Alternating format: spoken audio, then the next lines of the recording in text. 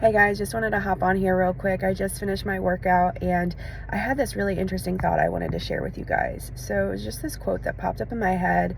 I don't believe I've seen it anywhere. Sometimes that just happens where things just kind of randomly pop in my head, but hopefully it makes sense. The quote was, "The cost of being persistent is your comfort." The cost to becoming persistent is your comfort.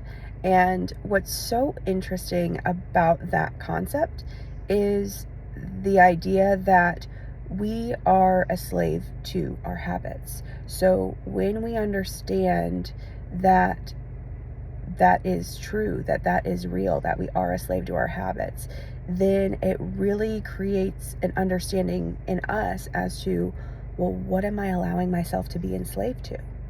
Am I allowing myself to be enslaved by my desire to put forth effort to getting me where I'm trying to go?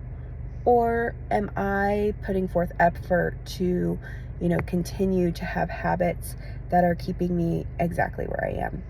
So in this journey of really trying to be able to be a different version of myself, I find that the habits that I'm trying to break and replace with new and better habits are really hard to break sometimes.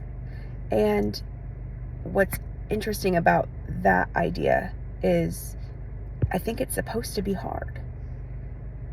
I think it's supposed to be hard in order to prove to ourselves that we are capable of doing hard things.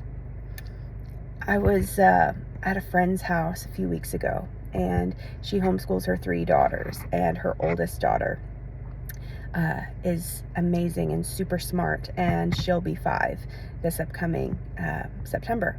And whenever we were playing a computer game where it was kind of like a seek and find sort of thing, she had the option of being able to choose the easy level, the medium level, or the hard level. And without even blinking, she chose the hard level. And I'm like, wow. That type of tenacity for a child to be able to automatically go towards something that's hard, that can only happen through somebody in her life telling her that she is capable of doing hard things. So I had the opportunity to be able to compliment my friend and being able to say, hey, whatever belief that you are creating in your child to establish this idea that they are able to do hard things, I'm just so inspired by that.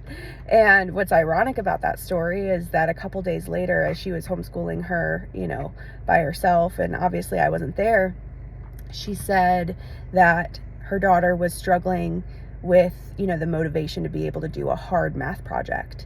And she said, well, Miss Andrea said that her favorite thing about you is that you love challenges and you just love to be able to show yourself that you can do hard things.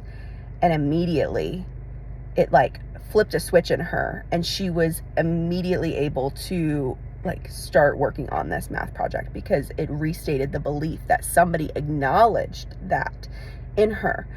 And I just think that that's a beautiful story as to what we need to continue to tell ourselves in order to get us to show up to do the hard thing, is by telling ourselves that we're capable of doing the hard thing, and we can do the hard thing well and without complaint.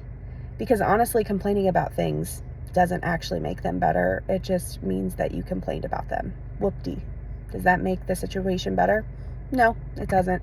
So the faster that you show up and the better your attitude can be about your ability to be able to do hard things, the faster we can actually be persistent in gaining those habits, in cultivating that need for progress, so that way we can start seeing the results and fruits of our labor.